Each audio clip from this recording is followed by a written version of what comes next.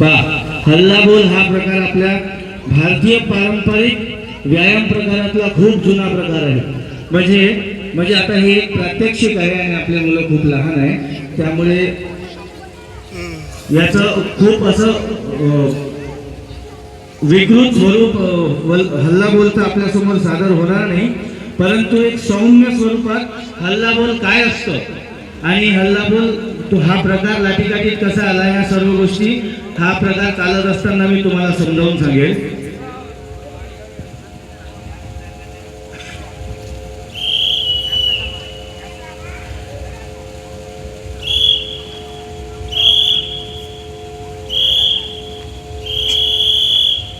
आता इथे एका मोठ्या प्रमाणात दंगल होणार आहे.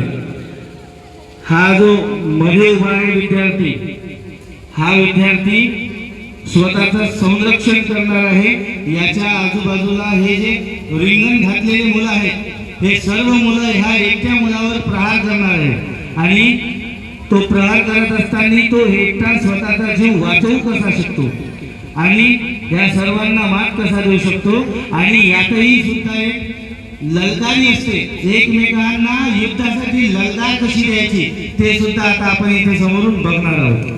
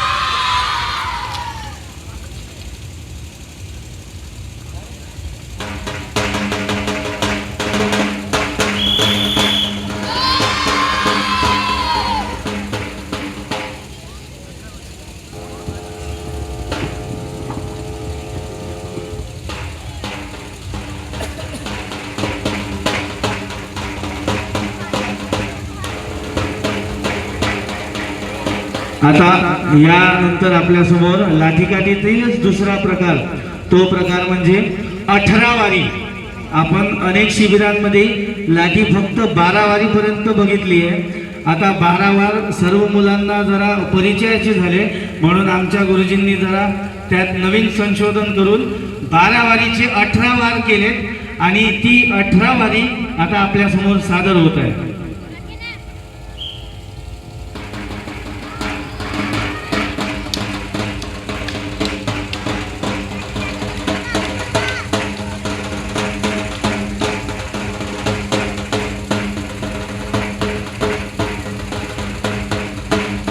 वाह, एकदा जोरदार टाळ्या होत्या आपल्या मुलांसाठी. बघा,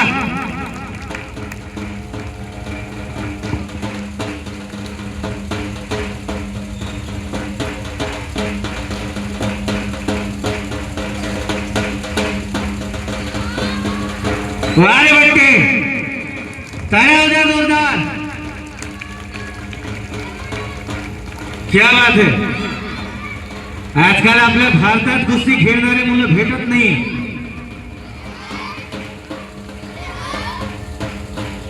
यानंतर आता आपण 18 वारी बघितली, आता 12 वारी तेही मुली